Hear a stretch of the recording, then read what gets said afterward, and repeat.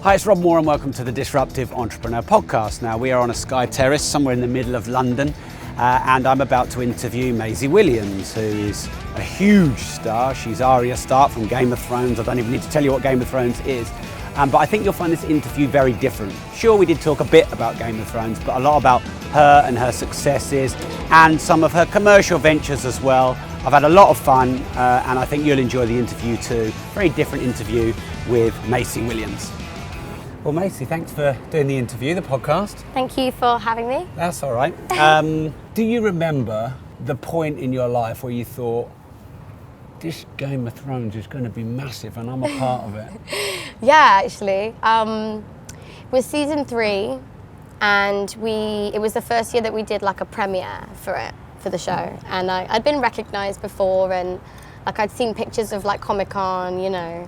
But it was my first like experience of that world. And so we were in LA in the Chinese theatre, which is where the Oscars are held. So it was like quite amazing that we were there anyway. And then I remember getting out of the car with my mum and there was just like crowds and crowds of people behind barriers and they were all screaming and they all like knew who I was, and it was that moment that I was like, oh, this is pretty big.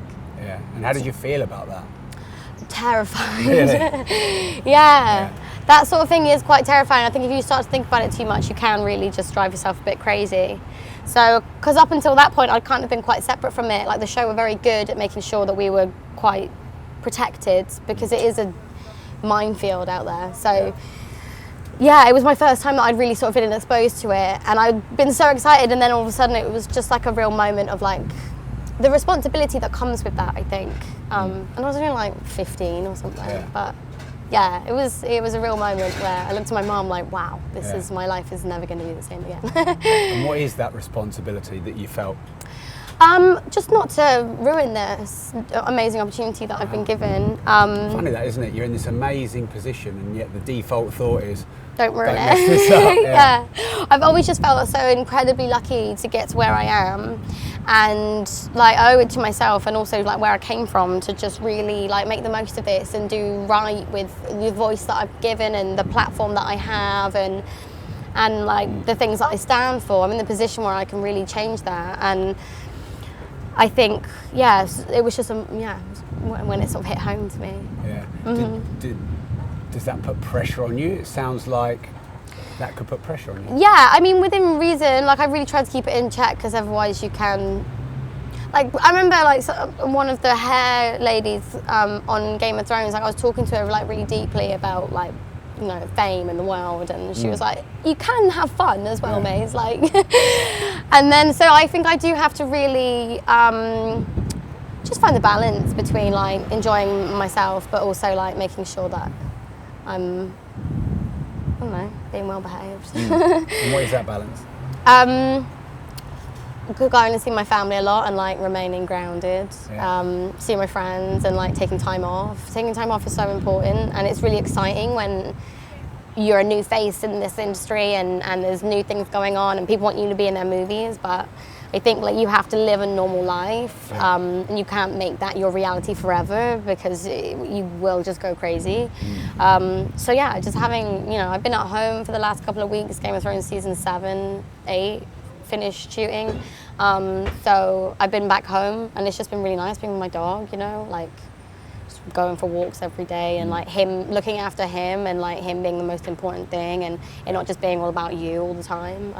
Just finding that balance between a normal life and like the crazy industry. Yeah. And when you say the crazy industry, forgive some of these questions because most listeners will just have no concept of what your life is. Right. No concept whatsoever. So yeah. I feel like it's my job to try and find out what that's like. Yeah. So, you know, this crazy life, this crazy world, you know, that world of celebrity and fame and being recognised everywhere. What is crazy about it? Because I think that's a lot of people's dream, but you know the reality. I think Like, I just sort of see myself as quite a regular person. So like when you are informed every day of like, there's a car that comes and picks you up and it takes you to the airport, and then there's a person that greets you there and they take you to check your bag in and they help you with that, and then they take you to the airplane, and then you get in your seat and then you sit there and someone brings you food, and then you live this life where people are just managing you and you make no decisions for yourself. Yeah. And it's like amazing, and these cars are beautiful, and like it's exciting. Of course, I don't want to like make it all doom and gloom, because it is lovely. But it's like if you make that your reality constantly, when you are left like an afternoon alone in London, you're like, I don't know how to live a life, because no one's being like, oh, it's your pick up for this now, and now it's time to eat lunch, and or you can't go to the bathroom yet, and you know, like it's a strange world.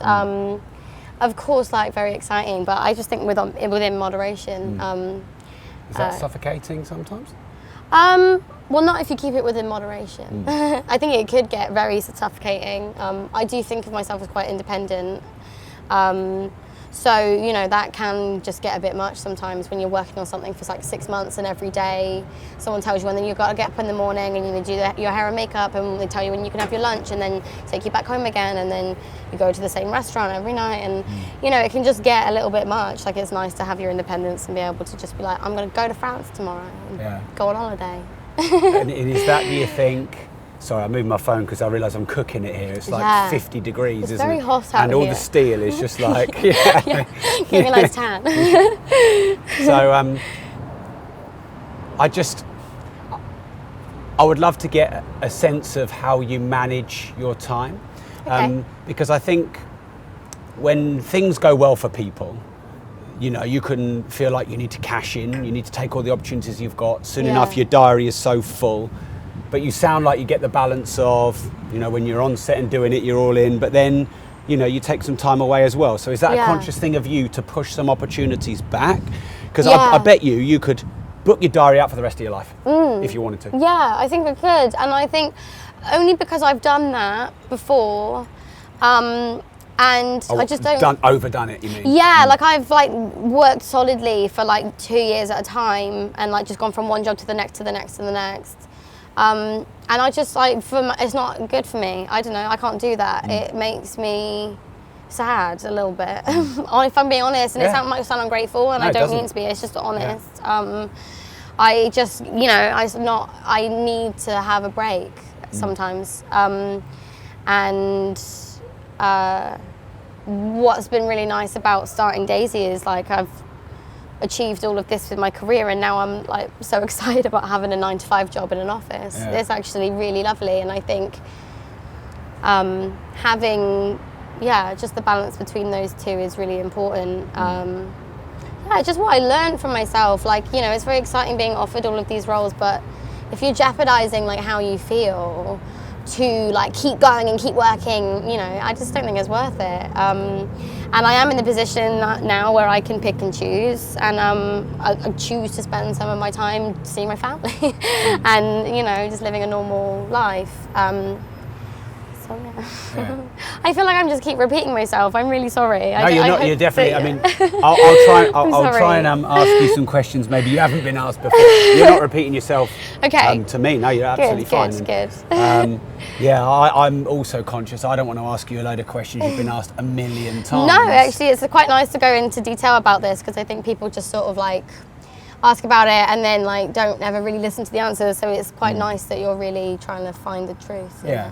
And I think people in your position, let's say the word successful, very successful, you have certain causes which you stand up for, and I'm sure you'll talk about some of them, but being able to actually say to people what it's like to be overworked, what it's like to be in the limelight, that's not often really shared, is it? Yeah, I'm going to challenge what you said there, because I think that... That's all right, we'll edit it out, so you can say, no, go on, you go. I think that success... I judge your success on your happiness. My sister doesn't have a career. She works, but she also looks after 2 children, and I would say that she's incredibly successful. And I think that is based upon like how you're doing within yourself. That's what makes you successful. So, you know, doing less acting roles, wouldn't be like being less successful because actually it makes me happier. You know, I think that's what's most important. Because I have many friends within this industry, but I also don't, and I never see myself as being more successful because I am. I think that that's just completely false. Yeah. Okay, I accept that you challenged me, and I also accept that. Let me throw one back at you. Yeah. So imagine your life down a different route. Yeah. Where you didn't turn up for that casting, and you didn't get your big role. Yeah. Do you think you'd have been as happy as you are, and who you are, and where you are? Do you think your life would have been very different? I mean, my life would have been completely different. I think I'd probably still be living in London, but I'd be like a struggling dancer that's working like paycheck to paycheck. And would that make you happier than you are now? I mean, if I had a loving family, which I still would, yeah, I wouldn't make me happier or less happy. I think. Yeah, I think it's not a loaded question. I don't think that the perks of what come with the job that I have now make me any happier than if they weren't. They didn't come with the job that I have now. I think I'm happy because I enjoy what I'm doing, and I have an amazing family and great friends. Cool. One of the questions I wanted to ask you towards the end, but I'm going to ask you now because it's kind of what we're talking about. Yeah. I'll ask you first, and then if I've got time, I'll chuck my 2 pence in. Now that you have more money than, let's assume, your other path where you may have been a struggling dancer, does the money bring extra happiness and contentment and security? Or do you just say it's irrelevant? I think it definitely brings more security for me and my family, and for everyone. I try to share that as much as possible. I like to be able to do nice things, but I think that they're not worth anything if you're doing them on your own. I think experiences are about shared experiences, so anytime that I can really include people, I think that that's so important. Yeah. But happiness, no. I don't think that it makes you more happy. I think the things that you get to do make me happy, but if I couldn't do them, I wouldn't be less happy. Like, I just think it's amazing to be able to provide for my family and for my mother the way that she provided for me for so long. But that doesn't make her love me anymore, or doesn't make me any happier. It's just something amazing that comes with, giving up everything when I was 12 and working for the last nearly decade of my life, and forfeiting lots of friendships and lots of opportunities at being, a teenager. And what comes with that is this paycheck, which is phenomenal, and but I don't think that makes you any happier. Okay. It's just what comes with it. Yeah. Okay. So, as a creative person, that's my words, you might choose to use different words, whether it's your dance, your acting, your business, Daisie, which we'll talk about. What in that process makes you feel fulfilled? Is it the process of being able to do it? Is it the achievement of hitting a level or a show? Or you just talk about that.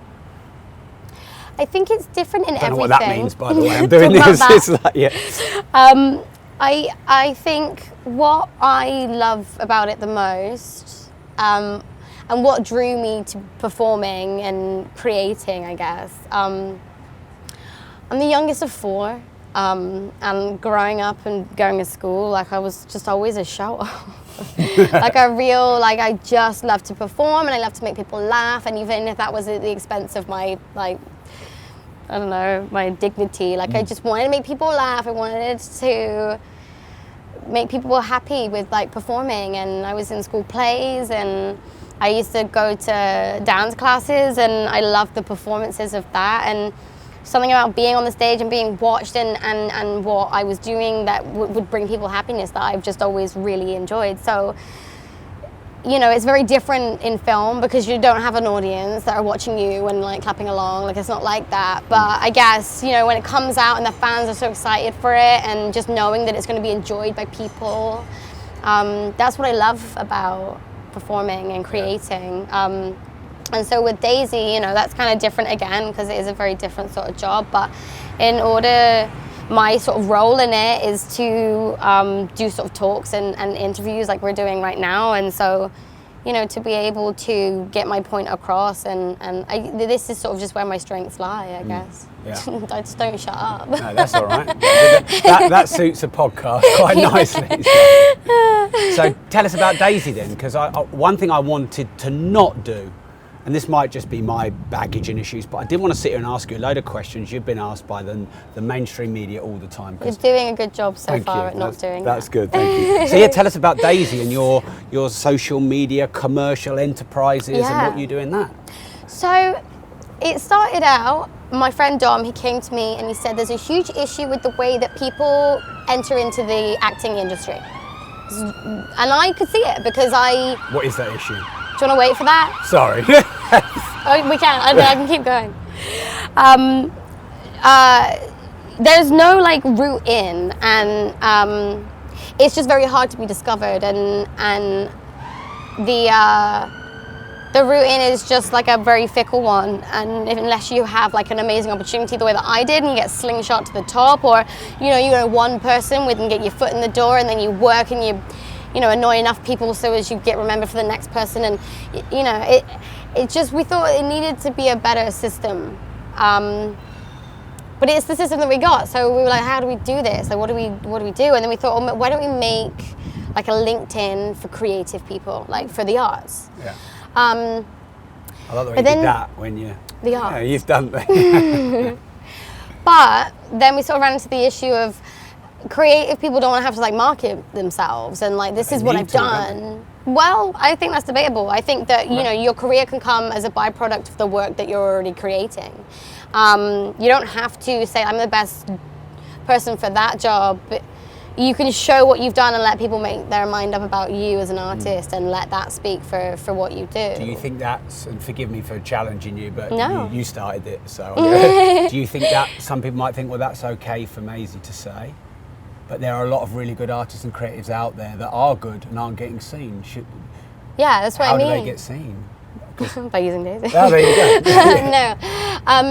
No. We basically wanted to create somewhere which was solely for artists. And I mean, I'll go back a little bit, because at the beginning it was just for the film industry, and then upon speaking to more people you realize how blurred the lines are between these industries. So we launched in film, fashion, music, photography, art and literature, because they all inspire one another.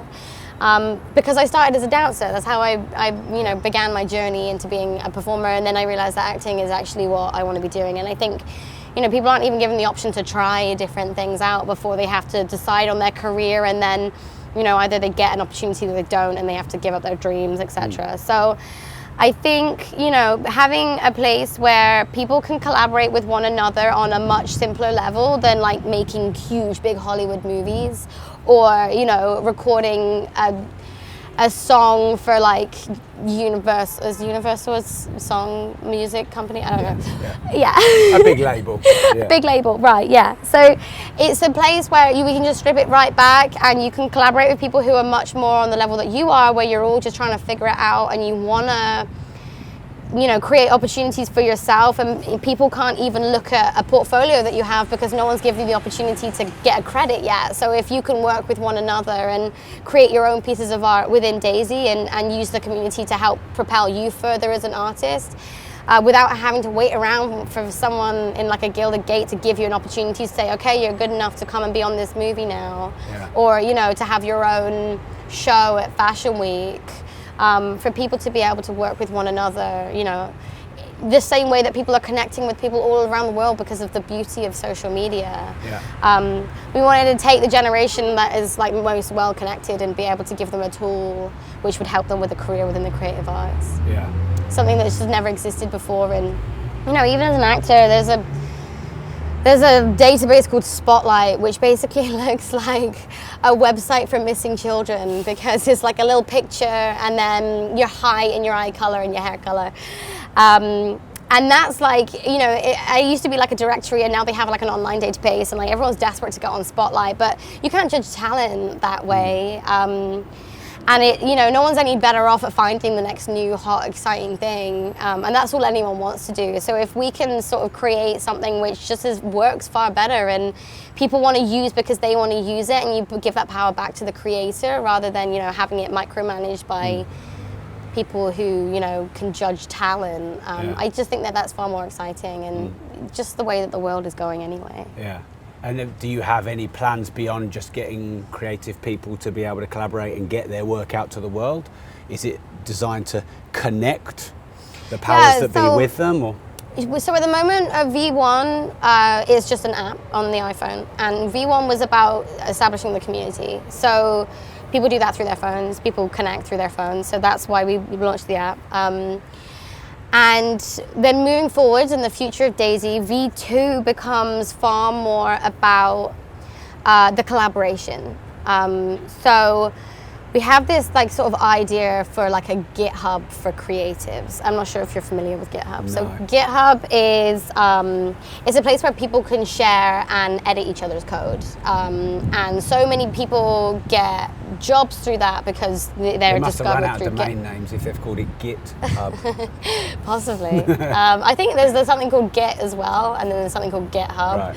And they work sort of simultaneously. Yeah. So, but you can write a piece of code and then you can fork it, and someone could say well, add a little piece to it, and then you can either merge it with what you're already doing, or you can decline, and then someone else can create their own little web, but you can continue on the path that you're already doing. Yeah. So we wanted to take that idea and put it into so say creating a film. You have a concept, you have an idea, you're a writer, you have this idea, and this artist goes, hey, this character's really interesting. I've just drawn this little picture of what I think that they would look like. And they go, wow, this is really great. And then a musician comes in and goes, actually, I'd love them to be like the character that I'll use for my music video, because I've just recorded this song, and I'm trying to get it out there and trying to, create a bigger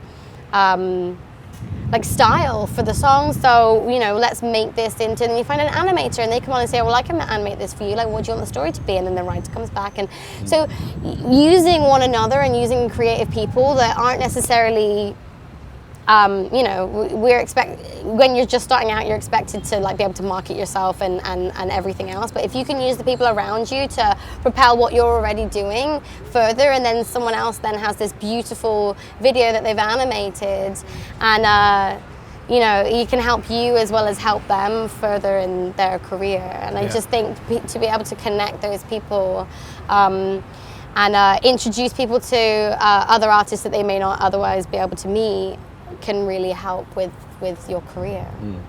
And have you planned beyond that, the commercial side of it? Is it going to be a philanthropic venture, or is it going to be a commercial venture? It's something that we're in discussion with at the moment. There is no monetary plan, because we didn't even realize we were going to be doing this until we were. It wasn't something that we went out to raise money in San Francisco, and lots of the people were like, so how many startups are you making? And I was like, I only just realized that I'm making a startup now. It was just an idea that we thought we could maybe have an answer to, and then it just kept rolling and rolling and rolling, and now we're here. And Daisie is launched. So I think that it's just been surprising the whole time. So the future for Daisie is bright, but not necessarily set in stone. And what lured you to go to Silicon Valley to try and raise money? Or was it to try and raise money, or did you just want to go and have a look? Yeah, well, so we were meeting with venture capitalists here in London as well, but because we don't have a monetization plan, it's quite scary for people to invest in, particularly in the UK as well. They want to see your plan for how you're going to make money, and it's not something that we want to roll out in the near future anyway. So that's why when you go to Silicon Valley, they understand that a lot more, and you still see it as being an investment opportunity, even if you don't necessarily aren't making any money. I think Twitter only recently started going back on the incline. It's just the way it goes, I think. So that's why we went. So I tell you what I find really interesting. I think that when people start an app, a tech business, whatever, I almost feel like they assume they need to go to VCs, investors to raise money. Why didn't you think, well, I'll just self-fund it and then I don't have to give away any of the profits and I can do what I want with it and I'm not beholden to anyone? Yeah, so... Or did you think that? Yeah, absolutely. And we did for a while. We did our... I forget what all of the different rounds are called, but you basically do one where you self-fund it. Me and my partner Dom, we went 50-50 in on it, and we started the company, and then we raised money within friends and family, and you give away little pieces of the company. Myself and Dom, we wanted to be 50-50 in this forever. It makes for a much more healthy work relationship.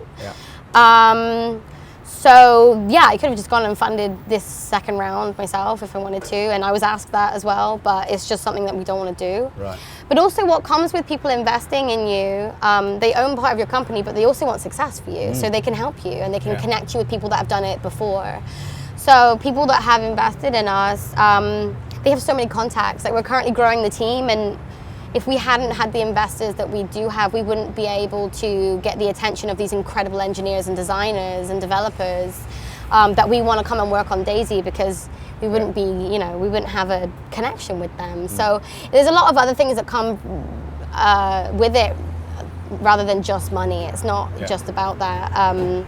So the amount of support and the amount that we've learned from these people, and the amount that they've really just sort of pushed us further has been far more valuable than the money. And it's the advice, that you also get. Yeah, because not all money is the same value. People assume money is the same value, a pound is a pound. But if a pound comes from someone with an agenda, or a pound comes from someone with experience and contacts, no 2 pounds are the same. Yeah, exactly. And the money goes to the company. It's not like we're raising money to pay ourselves. The money goes all to the company, and we need to know how to use that wisely and push the company further. And what better than to talk to people who have done it a million times before? Well, million times. They wouldn't need to be a VC anymore. No. And they'd be about 950. So have you enjoyed this new commercial world of building businesses and learning what comes with that? Yeah, I have. It's very different, and I'm learning so much. And it's been really strange. Like, you'd think having like a celebrity endorsement actually is like great and everyone's really excited about it, but the track record sort of shows that just because it's celebrity endorsed, it doesn't actually mean that it does well. And that's what everyone kept saying to me. And they were like, it's really great that you're in this show, but what makes you think that you can make a startup? Which is fair enough, and it's true. And I think that, you know, I've just had to listen to those people and really just knuckle in and learn more about what I really want to get rid of that wasp in your head, but I don't want to hit you in the face. Don't hit me in the face. It's okay, he's gone. His great idea was this, to do it outside. I've lost about 14 stones since sitting here. So hot. Yeah, but I think, you know, someone said to me, like, it's quite good to have a chip on your shoulder, you know, and I do a little bit, because I'm like, I'm going to prove these people wrong, that just because I'm a stupid actor doesn't mean that I can't do this. And it's something that I'm passionate about, and it's something that I'm willing to work at. So, yeah, I got a little bit of a chip on my shoulder from you know, working in this world, but it's exciting, and I'm just, you know, thrilled to have 9 to 5. Yeah, great. Sounds fun. And you sound like you're enjoying being part of a team, because I think a lot of people, when they start a business, they have this, maybe not you, but certainly a lot of people, they have this vision of freedom and autonomy. I can do what I want. I don't have a boss. I don't have anything to answer to. And I often tell them, if you lose all that, well, you've got nothing. You've got no accountability. You've got nothing to get up in the morning for, and that can be a bit hard for people. Yeah, the motivation. And you sound like you get a bit of buzz working with the team. I absolutely love the team, and it's been so exciting growing it as well, and really settling down and thinking who's going to work with us and who's going to work within the office. And we don't want to lose,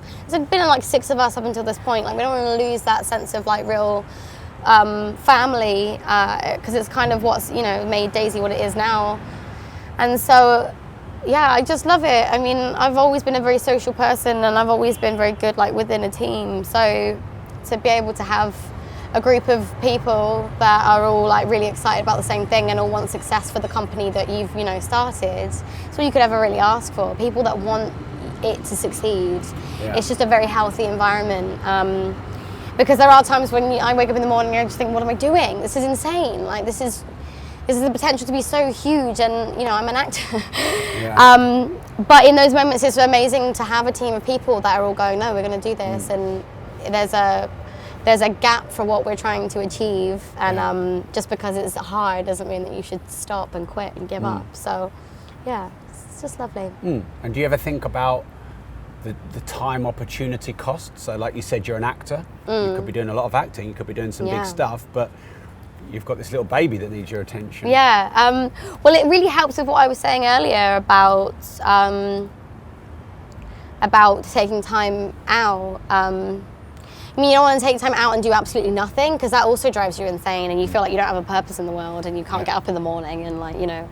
So I think having Daisie is, you know, in those moments when I'm not acting, and being able to just have a regular life and walk here, go to the office, and then walk home and take my dog for a walk, and you know, I think that slots in very nicely with, you know, what I'm sort of looking for within the year, the balance that I want. So yeah, to take time off but, you know, still be doing Daisie, I think is important. Yeah, cool.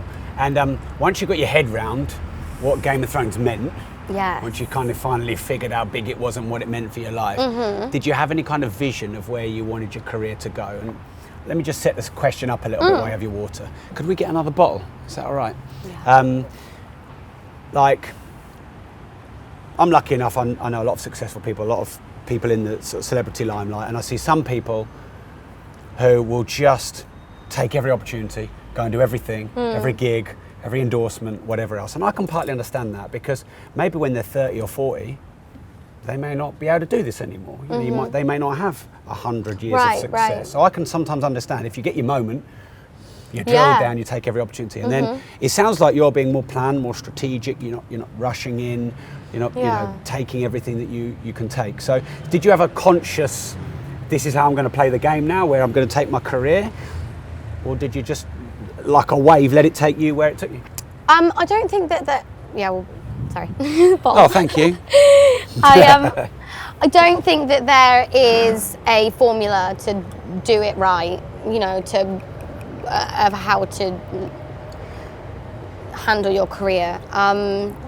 For me, I've been given advice to like never stop because I'll forget about you, and I've also been given advice like take your time, because you can't just keep doing job after job and do them well, because you'll end up just, you know, people need months and months of rehearsal and practice and preparation before they can, you know, play a role. So I've been given all sorts of advice, and I think I don't think either way of doing it is right or wrong. I just think, you know, when I was younger, it was very exciting, and I thought like I'm never going to stop. Like this is where my happiness is, and I don't want to ever do anything else. And then I just, you know, changed, and maybe I'll change again. Like who knows? In 5 years' time, I might not want to act at all ever again, and I'll just do Daisie, or the other way around. I can't see that happening, but I think that just at the moment, now that I'm not contracted into a show for 6 years, and I, you know, am just signing contracts again and figuring out, you know, what I want to be tied into. I just think taking some space from that is, you know, what I want, and I don't think I'll ever like stop. And I feel like there'll be dry spells within the acting world. I think they'll come quite naturally, and I think, you know, that's why people do go into these different gear shifts of their life, because that's the way the industry sort of pushes them and pulls them. But at the moment when things could be really busy, like it's not like I'm stopping at all. Like I've still got 2 movies that I've shot a few years ago that haven't come out yet. So, you know, the cycle of working, airing, and then also like promoting, like you can be doing all 3 at once, you know, while you're promoting something, you're shooting something else, and then, you know, got something on the back burner that's coming out in 2 months. And it can work like that without you actually having to be solidly working. Yeah, so I feel like I just babbled for ages. No, you didn't. I get you. No, it's making sense. But I think that, just taking the space doesn't, like doing less doesn't necessarily mean that I, you know, won't be out there as much, because that's sort of just the way that the industry is, and I think you just got to be good at timing. Yeah. Forgive me if I get this wrong, but no. Didn't you know in advance how many series of Game of Thrones was going to be? Yeah, so... Do you think that helped you plan beyond? Because sometimes I guess people are doing a show, and they don't really know when they're going to be out, and then they're kind of out. Yeah, I guess so. Like, I signed a 6-year contract when I was 12, so I knew it was going to be 6 seasons. Does that not even like make you? That is surreal, isn't it? Yeah, but I don't know. Like at the beginning, I would have paid them for me to be in it. Like I was so excited, and it was. So I never regretted it. But people sort of go like, "So would you sign another 6-year contract?" And I'm like, "Well, no, I don't think I would. Not yet. Not right now." So I just think. And then it ended up being like 8 years, and that was fine because I wanted to finish sort of telling the story. But I think like having come out of that, and I'm now 21, like I'm so different to the girl that I was when I was 12. You know, like, it was the biggest change ever. Yeah. I just think like I don't know who I'm going to be like in the next 6 years, and like right now I'd rather be able to take make every decision as it comes rather than be sort of like stuck in something. Yeah. Not that it was horrible, and not that I regret it, and not that I didn't enjoy myself. And I would do it again if I was in that position when I was that age.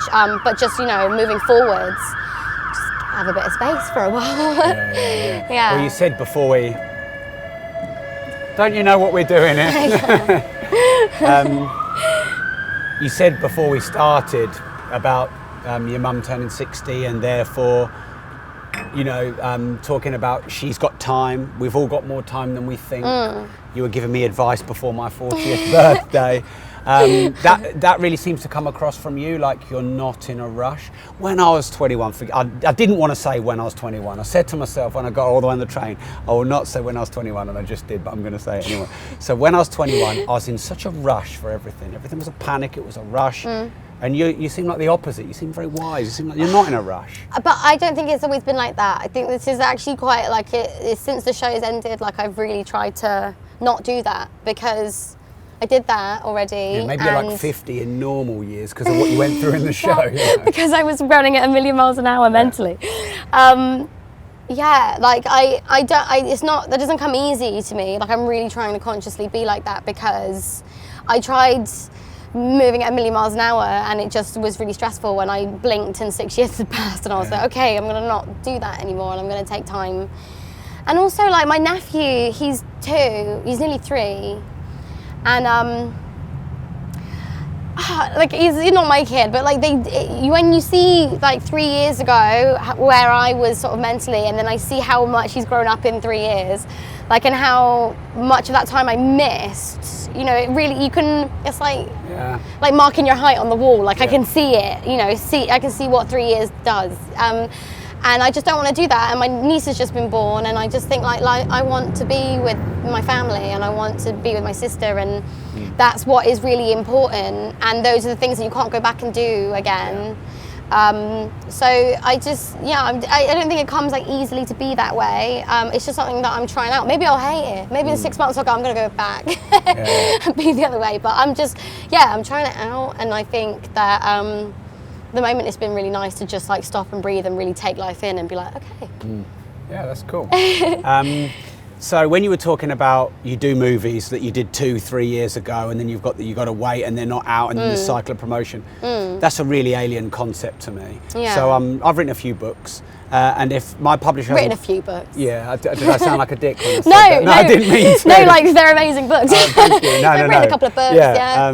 I've written 14. There you go. I won't. And like when it goes to the publishers, I'm like, right, so let's get it out next week because I've done it, I'm ready, I'm in the moment, come on, I'm excited about it. I feel like 6-9 months I'll be on to something else in my life. Is that a weird thing to like films you did years ago coming out? Yeah, absolutely, because also there's such a like trend of what's good, and I read this story and I shot this film. I read this story maybe like 3 or 4 years ago, shot this film last year, 2 years ago, I don't know, and it's kind of coming out soon. And since then and now, like the themes of the story, like the themes of the story, like there's been a million movies that have come out like it. So, and you can't help it.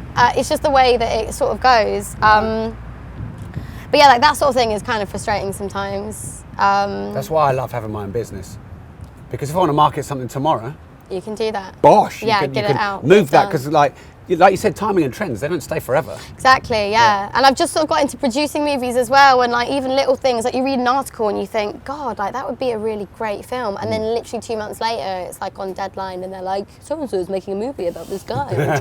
You're like, oh right, yeah, someone picked it up and really like ran with it very fast. So I think it just does move quickly like that, and you know, the process of making a movie isn't that fast, so it is difficult. But I mean, there's nothing that it doesn't keep me up at night. It's not my problem. No, you're not that bothered about I'm it. having fun making the film, and you know, I still, just because there's been you know, other movies made like it, I still love the film for the same reasons that I did when I started making it, and so I can still promote it. It's just other people that go like, oh, they're just making another one of those types of films, and yeah, it's just, you can't let that get to you, I don't think. So, if I'm reading this right, you're able to disassociate what you did with what it means to who you are as a person. Yeah. I.e., you're not better a person or worse a person if that film that you did 3 years ago succeeds or not. You're still you. Yeah, absolutely. That's important, isn't it? To be able to Yeah, do that? completely. And like, I think like your career, it's got to be about having fun. Like, there's films that I've done that I've just had a really wonderful time doing, and because it is such a crazy life, like I want to look back and just remember all of the really fun things that I did, and like, you know, there is tactical decisions that you make as an actor, but I think you can't let it all be about that, because I think it would just be miserable. When you say tactical decisions, what do you mean? Strategic well, roles? yeah, like trying to play films that are going to do really well, and like it's such. There must be a lot of I've luck made involved in beautiful movies that just they didn't get picked up, or they didn't get, you know, and it's a shame. So, and you never really know what's going to happen. Like, people make movies like, so I just watched this movie called The Miseducation of Cameron Post. I think it's going to do incredibly, but they made that movie for like $1 million, which is like nothing. And they did it because they all wanted to be there and they all loved it. And I can imagine that shoot being really, really stressful. Yeah. But like, then you've got this incredible film, and you just never know which way movies are going to go like that. So you can't spend your time trying to just make the right decision. You've got to do things because you enjoy them, and then if they do amazingly, then it's just beautiful, and it's like the cherry on top. And if they don't, then it doesn't matter because you had a great time doing it. Yeah. I just think that is the way I try to make decisions anyway. Will I have fun? Yes. No. Yeah, yeah. Well, that's a good measure, because then there'll be no regret, will there? Yeah. If you're trying to time what the best film is, there'll be regret if it's not the best film. Exactly. Which I guess a lot of them aren't. Yeah, and lots of things don't get seen. Millions of movies are made all the time, and they don't get watched, and no one sees them, and they don't get good distribution, and you know, it's a shame, and that's the way it sort of goes. And I think that if you're making decisions for a much deeper reason than just because if they're going to do well, then you won't be disappointed. Yeah. Cool. So I feel like I am going to get a little sunburn. You're going to have a one-sided tan. I'm a vampire. My friends, I went home and I saw my friends from back home in Bristol, and they were like, have you been enjoying the sun because you're so pale? I'm scared of it. It's terrifying. Maybe we should swap, and then we'll get like, we won't both have a one-sided tan. Yeah, that's a good idea. Because I'm getting it on this side. You're getting on that side. Yeah. I'm going to cover it. Yeah. Put my curtain across. Cool. So I've got a couple of questions about just your sort of life before Yeah, great. Game of Thrones. Yeah. So I know you're well into dance, you know, but a lot of people who listen to this podcast don't know that was your thing. Mm-hmm. Is that still your passion, your hobby, dancing? You still love it? Yeah, absolutely. I've been taking a couple of classes recently, like more sort of like yoga-y type things, but like movement nonetheless. And I've been really, really enjoying getting back in touch with like that physicality and getting flexible again, because I used to be so flexible and then I just stopped because if I couldn't dance then I didn't want to do anything, and I was a bit of I threw a bit of a tantrum about it, like internally. So now I'm like just, you know, within moderation. Can I just jump in there? Yeah. Sorry. Isn't it interesting how you'll take a film and just have fun, but you won't dance for fun unless you're perfect at it? Yeah. Yeah. That's actually really, really true. And I need to like just not do that because it's stupid. Yeah. But yeah, like, so I really just tried to get back into it again, and now having more free time, it's really, really nice doing that. And Ruben, who you've been talking to, we both do a lot of yoga, so we're like, we'll do it together. We'll get up in the morning, we'll go to yoga, and then we'll go to the office. Yeah. So it definitely helps nice. Having a buddy in anything like that. Oh God, yeah. Gym, training, yeah, I'm work. like telling my flatmate, I'm like, you want to come to yoga with me? He's like, absolutely not. Yeah. I'm like, Yeah. damn it. So it is good to have someone who like does that with you. Yeah, cool.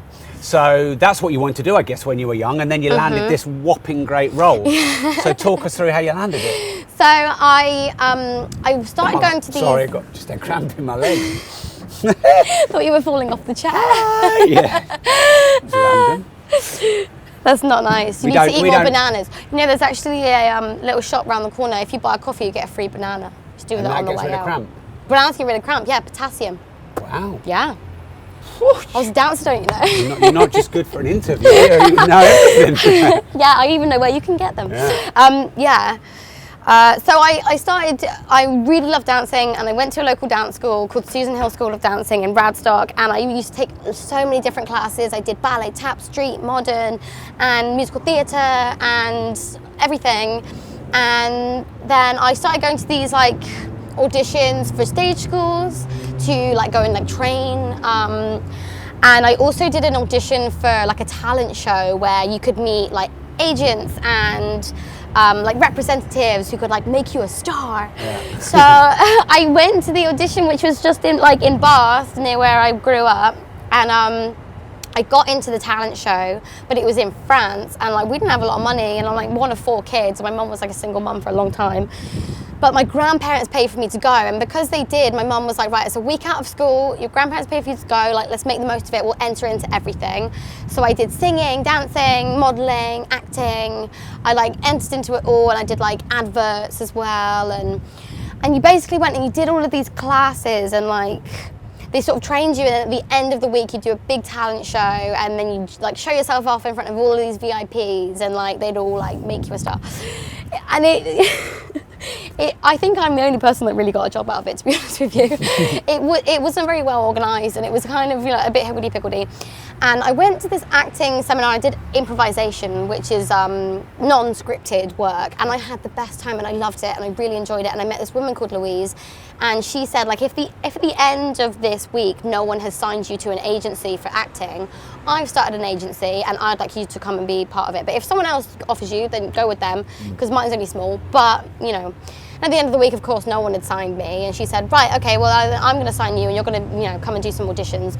I didn't really know what that meant, and I didn't really want to do it because I wanted to be a dancer, and this was my dream. And she said, well, we'll just do it on the side, you know, if it's something comes up, we'll go to an audition, and you can still be a dancer. And so we did, and then my second audition was for Game of Thrones, and then I got the part. And then how do you feel telling that story? Like every time I tell it, I think it is just crazy. Yeah. Like it's just crazy how all this happened. And and then all of a sudden I was on set, and I was at the pilot episode, and you know, I'd learnt my lines, and I was on set with Kit Harington, and he was like, I don't know, 21, the age I am now when I'm finishing, and you know, I thought he was so grown up and so mature, and now I'm 21, and I'm like, oh, he was just winging it too. Like, no one knows what they're actually doing in life.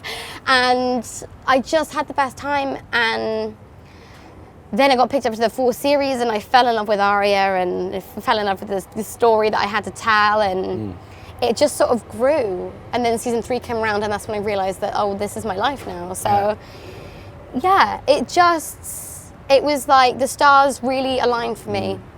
That is, for me, is the coolest story ever. And I just think people should always keep the dream alive that could happen for them. Absolutely. Absolutely. Because you went for a week, and you got a bit of help from your grandparents and your mum, but you went and you tried everything. You just gave it a go. So it's not all luck. No, my mum, like, this is the thing, like my mum was she saw a good opportunity for me, and she knew that I had something. And she has only ever provided me with more opportunities to just run for my dreams, and it's all I can ever ask for. And I'm so lucky to have a parent who is so supportive, because so many people don't. And so many people, that is like their point of call for like, is this a right decision or a bad decision? And I think my mum has only ever been so supportive that I've only ever felt like the sky is the limit, like because of her. And I just am so grateful for that, and I think, you know, had I not had that, I don't think I would be as ambitious as I am, and it is such a shame. And so I think, you know, it's okay to have these crazy dreams, because they're not crazy, and it does happen, and your life does change, and I think, I mean, I think with your mum, certainly my parents were the same. Our parents didn't let us believe that there were limits or restrictions. So, they never pushed us down. They always made us believe. And there are a lot of people whose parents have done the opposite and pushed them down. Yeah, and it's not even purposefully, I don't think. I think sometimes people just Fear. worry. Yeah. And that's completely fine as well. And I don't have all the answers for all of these things, but that was detrimental to the success that I have now.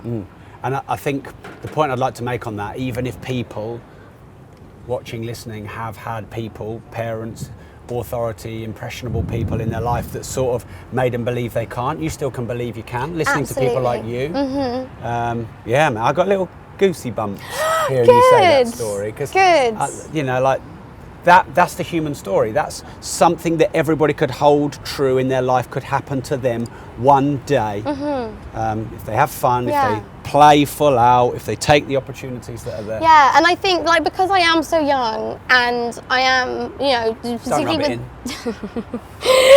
didn't mean to, because I'm so young, it's really hard for me. But I think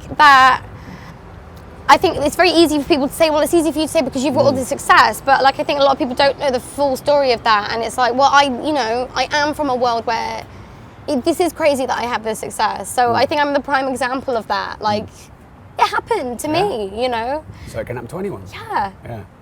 Yeah. It doesn't necessarily mean that I was any better or more talented than anyone. I was in the right place at the right time, and all of these things You've got to worked put yourself out for me. in that place, haven't you? You do. You have to really put yourself out there. And I think, it's just I still am kind of baffled by everything. Oh, the sun's gone in. Nice, isn't it? It's nice. You've got to change all your lighting now. Yeah. We've got a load of lighting. Yeah. But I'll tell you what else is interesting. I used to, mid-20s, starting a business, got to have a clear vision, got to have an end goal, got to have an outcome. That's what they all teach you. That's what the entrepreneurs say. Got to be focused, and it's useful advice. But sometimes something comes into your life which you hadn't planned for, but it's better than your plan. Yeah. And you wanted to dance, and you took something that seemed to be. So it's okay also to dance with the unknown and take opportunities that are maybe. Yeah, it's hard work coupled with a lot of risk taking. It's just I left school and I've been slated for that. And I've had a really hard time for that because I left school when I was 15. I don't have any qualifications.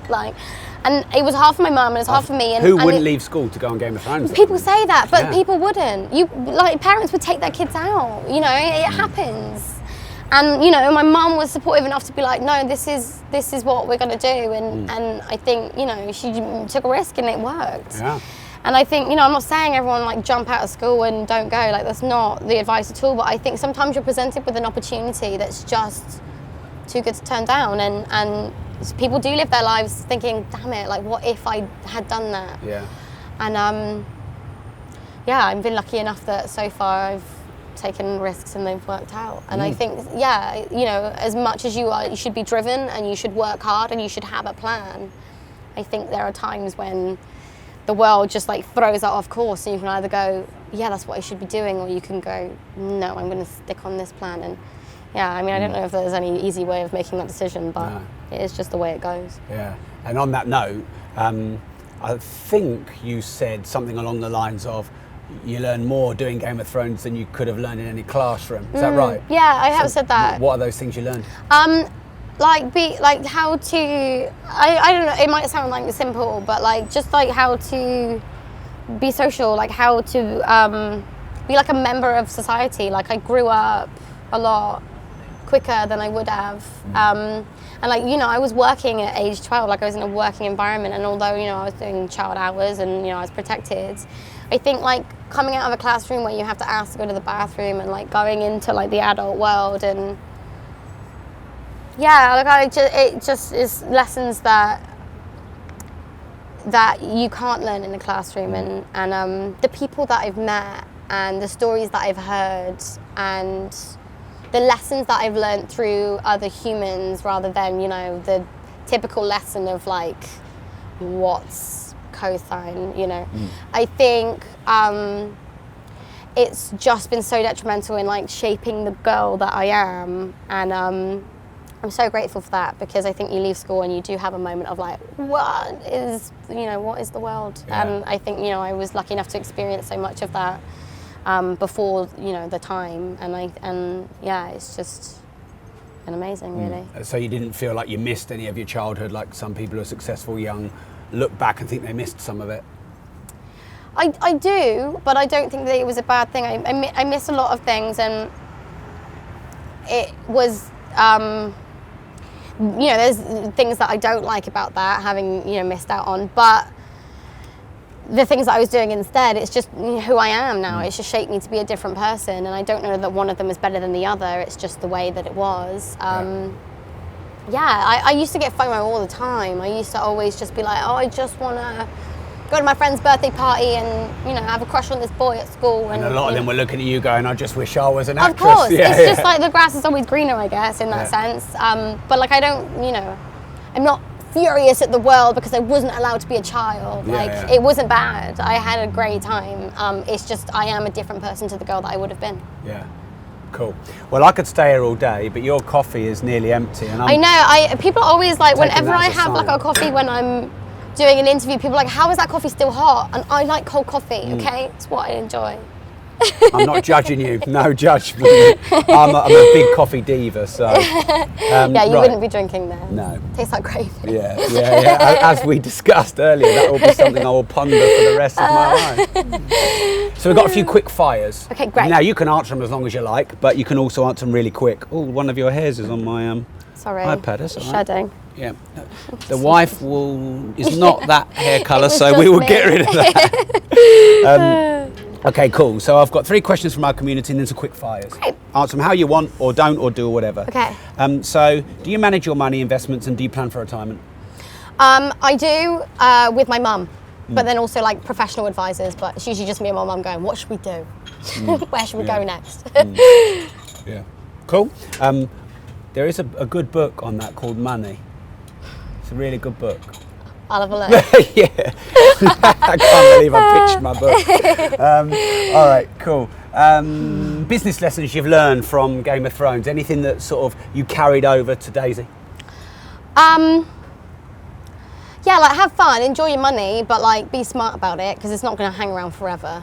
Particularly in the world of being an actor, it's very fun to like go out and party and get private jets, but like it's not important. No, like, that money will go down very quickly. Yeah, exactly. Like so, I think just like I don't know if that's really coming to Daisie at all. Like I don't make money from Daisie yet, but like I guess like Daisie has been an investment in itself, where it's like where do I want to spend my time and my money.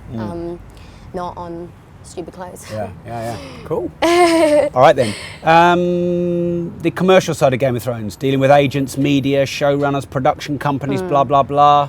What's that like?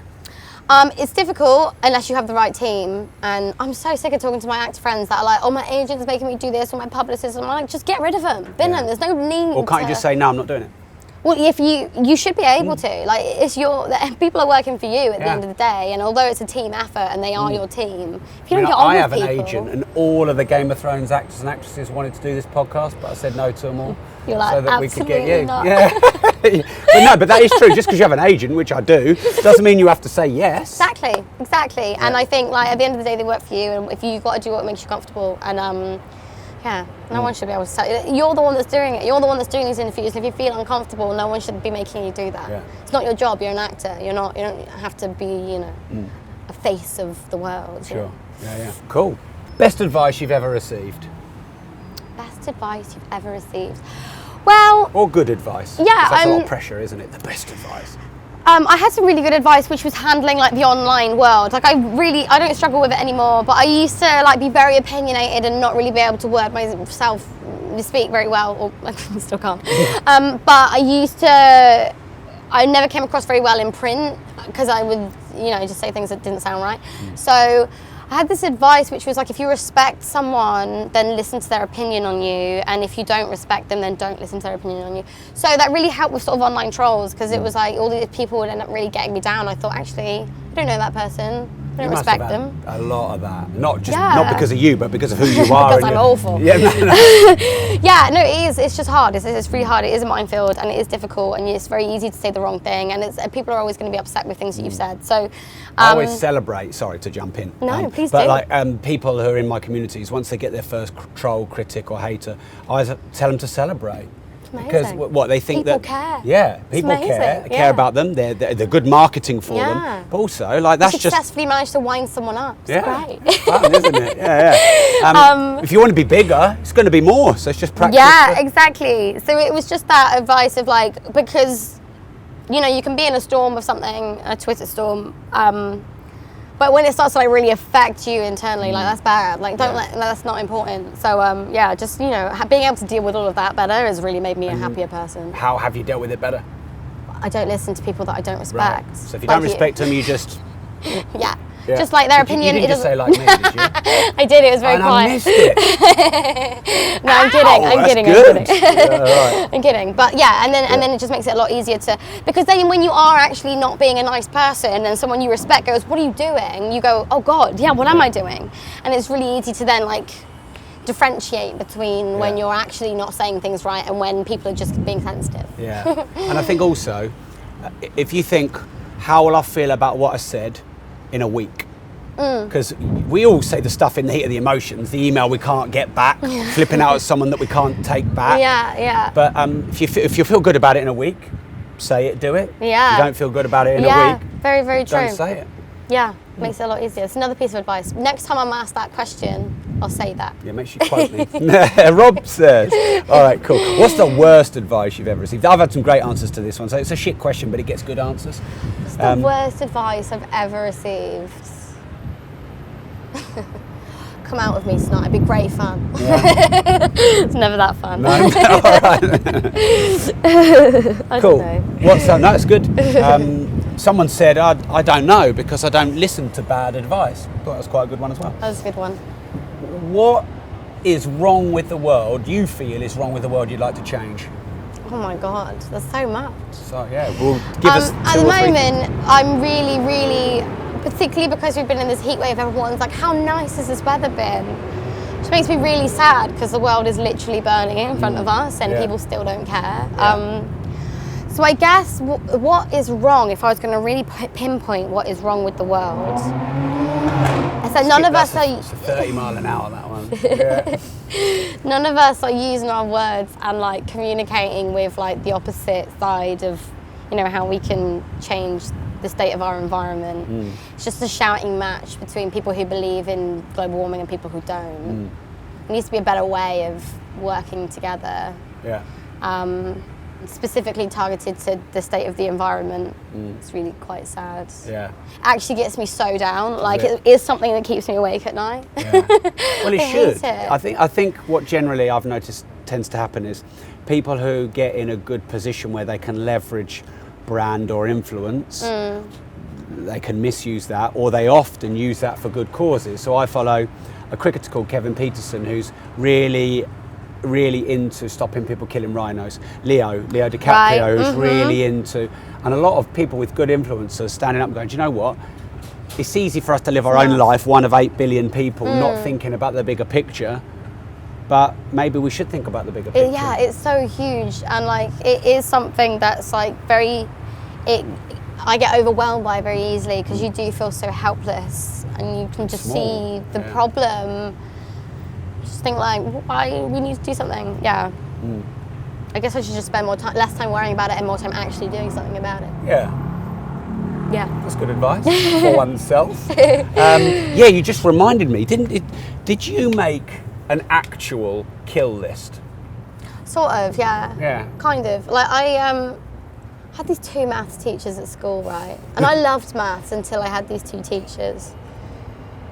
And they were on it. Yeah. I don't actually want to kill anyone. No. I don't actually hate anyone. No, I don't think I do. no politicians or no. No. Because at the end of the day, like hating people and being angry at people, like it doesn't make them change their minds. And like you have to talk to people like they're human beings, even if their opinions are so far on the other end of the scale, because they're looking at you thinking the exact same thing. Yeah. We're only as fast as our slowest walker in this world. Like, yeah.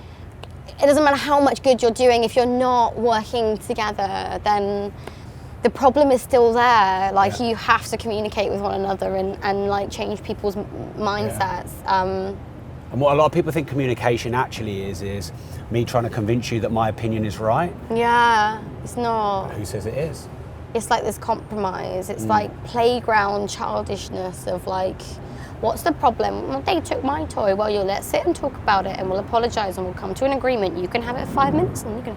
So, I mean, I don't know if that I'd like, but that same sort of like notion of like people that have different opinions. I think that it's like something that we need to address rather than it just being a shout and match. I keep touching my mic. I apologise. Oh, these guys are good at what they do. And also, these maths teachers, right? I think that they're your best friends. Because if they'd have got you really into maths, you might have got into maths, and then you might not have got into Game of Thrones because you were so good at maths. Yeah. So actually, maybe they've been. Maybe they were just doing me a huge favour. Yeah. What advice would you give to young people or people who want to get ahead in the world? Oh God, there's so much. I think. So recently, I was given this gift, and it was a necklace, and it said "loved" on it. And I think that was like something that was really important for me, and I think it can kind of relate to a lot of things in life, and like a lot of, I just think like to do with your mental health mainly, which is ultimately what's in jeopardy all the time when you're like a young person, because there's so much pressure to, you know, do well in life and to succeed, and, you know, and I think that like a lot of the time your mental health is like at risk. So just to remember that you are loved by the people around you, and you are supported, and no matter how hard things get within whatever it is you're doing in life, like I think to remember that is so important. Because it can just all get a bit much sometimes. Yeah. I feel like that was really horrible advice, but I just think it's true. No, great. This podcast is called The Disruptive Entrepreneur. The word disruptive, what does that mean to you? Well, I mean, you're talking to the girl that's got Little Rascal written on her. I wanted to ask about that. How did you get the typewriter to get it on your arm? Edit that one out, shall we? I thought that was a red ant for a while. The 17, is it 79? What does 79 mean? That That's one's the year kind I was of born, by the way. That's what it is. That's a sign. Yeah. I was like, I got it just before I came here today. Oh, cool! Because you did your research. No, they all mean different things. Yeah. So what does 79 mean? It's a long story. It's all right. We've got time. No, because it makes me sound okay. So myself and my flatmate, we bought a flat together, and it was really hard to buy a flat together because usually you can't do that unless you are related or unless you're married. We're just two mates. We bought a house together. It was his idea to get the numbers. He got a pie chart actually with like 21% cut out of it, but I thought it looked like a clock, so I didn't want to get that. So he was like, just get 79 then. But now I've got 79 written on my, and I own 79% of the house. And it kind of just sounds like, oh, I don't know. But it's not. And so, so that's why I got 79. Little Rascal? Little Rascal, because I feel like I'm in that stage of my life where I'm like really am being just a little rascal to people. If I had more courage, I'd do a tattoo. But what would it say? The Disruptive Entrepreneur. I think that'd be a bit egocentric, wouldn't it, to tattoo the name of my podcast on me? Yeah, but the tattoo, it could have been first that you were like, I am... It could be just disruptive. Disruptive, same thing. So to answer your question, I think that being disruptive is actually great. Well, I mean, unless it's on like the night tube, in which case, shut up. Can't stand it. I think... disruptive within those situations, like, you know, the entrepreneurial world, I think is very exciting. Yeah. Cool. And where should people follow you? I mean, you've got, I think, the world following you on social media. But I'm on for the Instagram. 3 people that aren't following I'm on Instagram, where you can see lots of pictures of my dog. He's very cute. I'm on Twitter, where I talk about absolute nonsense. And I'm on YouTube, where I'm about to do a video where I become 1% Yorkshire pudding. So if you're interested in any of those things, then please follow me. I'm just Maisie_Williams. Yeah. Brilliant. Maisie, thank you very much. Thank you. Lovely to talk with you. Yeah, you too. Well, that was fun. I hope you enjoyed it. I did. I had a great time. Yeah. Lovely way to spend the afternoon. Yeah. Cool. Thank you. All right. Thank you very much.